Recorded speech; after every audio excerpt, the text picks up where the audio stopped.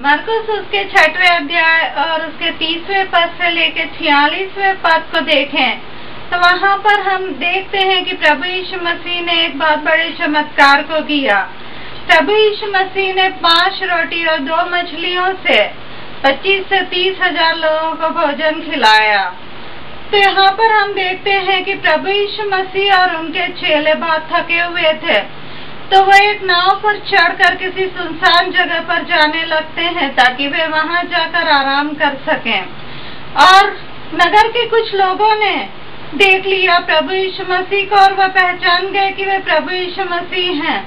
तो वे सारे लोग दौड़कर वहां पहुंचने लगे और ये शायद 8 से 10 मील दूर जगह रही होगी नगर से बाहर, और नगर के लोग दौड़कर वहां पर पहुंचने लगे ताकि वे प्रभु यीशु मसीह से मिल सकें। यहाँ पर हम पाते हैं कि प्रभु यीशु मसीह और उनके चेले जब नाव में उस जगह पर पहुंचते हैं तब वहां पर एक बड़ी भीड़ पहले से ही वहां पर जमा रहती है।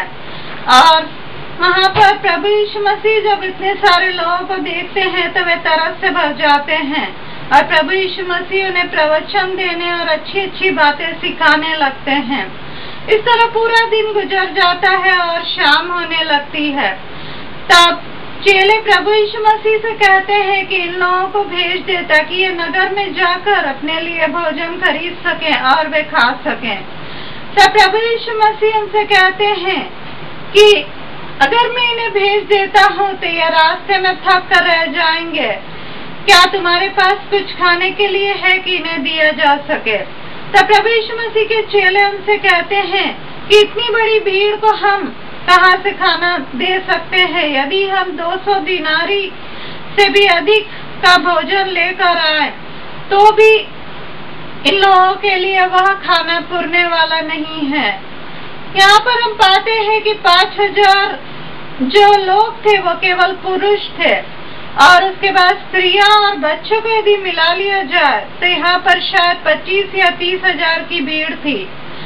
तो इनके लिए यदि खाना लाना हो, अगर एक व्यक्ति के लिए 1 रुपये का खाना भी लाया जाए तो आप समझ सकते हैं कि 25-30 हजार रुपए चाहिए इन्हें भोजन देने के लिए। और इतने लोगों को खाना खिलाना इतना आसान नहीं था क्योंकि नगर उस जगह से बहुत दूर था, तो वहां से भोजन लाना भी इतना आसान नहीं था। तो प्रभु यीशु मसीह चेलों से कहते हैं कि तुम्हारे पास क्या भोजन है। तो चेले उनसे कहते हैं कि यहाँ पर एक बालक है जिसके पास 5 रोटी और 2 मछलियां हैं, किंतु यह इतना कम है कि इतने लोगों को खाना खिलाया नहीं जा सकता। तब प्रभु यीशु मसीह चेलों से कहते हैं कि उस भोजन को मेरे पास लाओ। तब चेले प्रभु यीशु मसीह को वो भोजन देते हैं।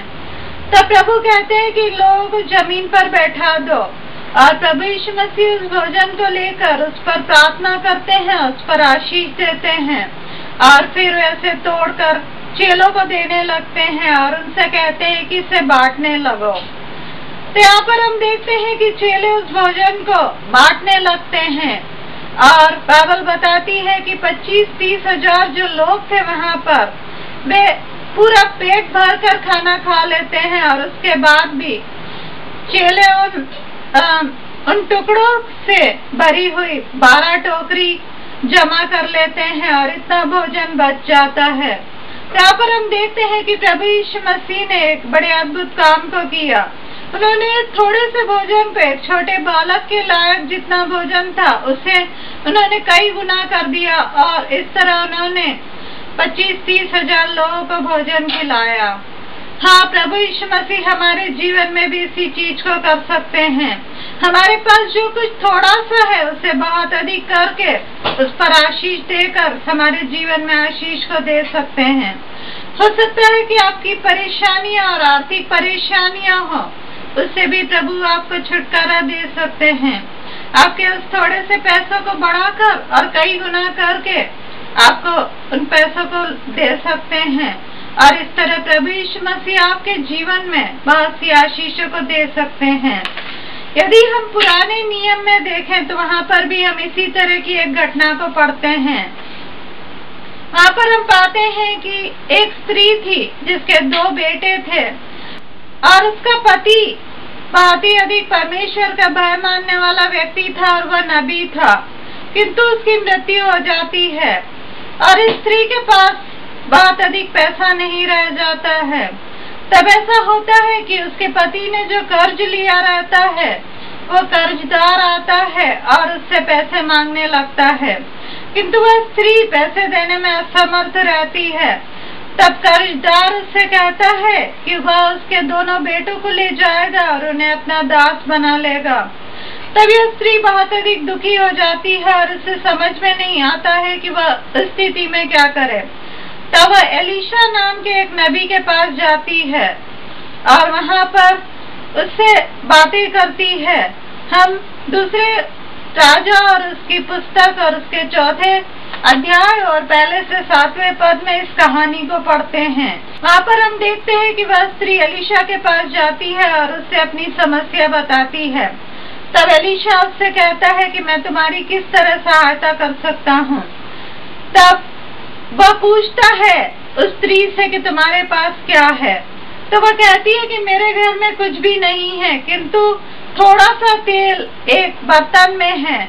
तब एलीशा उससे कहता है कि जाकर अपने पड़ोसियों से बहुत सारे बर्तन ले आना, और वह कहता है कि थोड़े बर्तन मत लाना किंतु बहुत से बर्तन लाना।